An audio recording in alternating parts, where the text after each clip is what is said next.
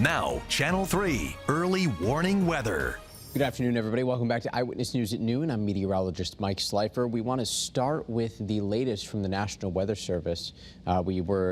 This flood advisory was issued around 11:30 this morning. It lasts until 2:30 this afternoon for the potential of some ponding water and certainly possible clogged drains. Leaves are a huge issue this time of year, especially when we have this much rain coming down. The highest total that I have seen so far has been 1¼ inch of rain that fell in Portland.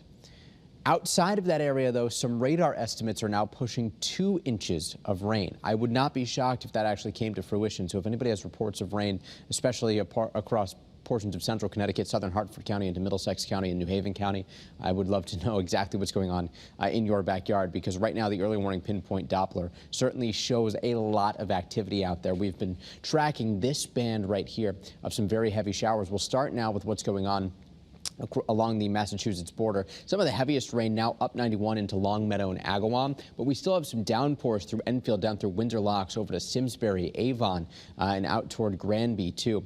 We've also got some heavier showers now south of Ellington into Vernon. Very heavy rain along I-84 right now, and I expect that to continue here as this band of showers builds north. A bit of a lull in between Cromwell and Hartford, but Rocky Hill, Wethersfield likely going to see that fill back in shortly, especially with the heavy rain that's ongoing right now into parts of Glastonbury and south as it makes its way back toward the Route 9 corridor. We've also got some heavier showers out near New Britain. These are tracking out into Southington, down all the way to Cheshire now, as well as some heavier showers along Route 8, Waterbury, Naugatuck, dealing with a lot of the heaviest rain. I'm looping this here over the last half hour so you can actually see the progression of some of these showers. They're moving very quickly to the north, which is good news because that means they won't sit over the same spots too long. But we're still dealing with these heavier showers that are building back on into Connecticut from the Long Island Sound, West Haven down to Milford, Stratford along I-95, dealing with more heavy rain right now. So I think that as we get a little bit later into the afternoon, we will start to see some of this clear out. To our south, though, I mean, there's still a lot of activity to get through.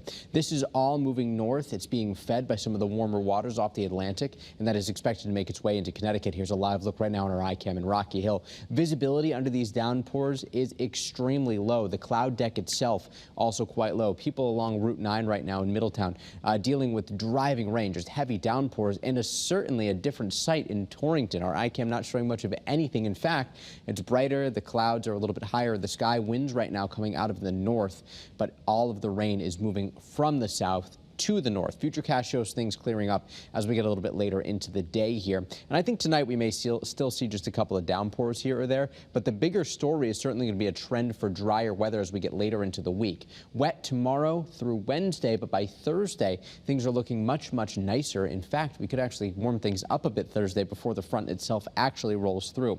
Calling for a bit more sunshine by the time we get into the middle of the week. Temps running in the 60s. Overnight lows in the 50s. A little bit cooler at the shoreline with a bit more oceanic influence, but by Friday, Saturday, and Sunday, we are back to sunny with temperatures in the 60s.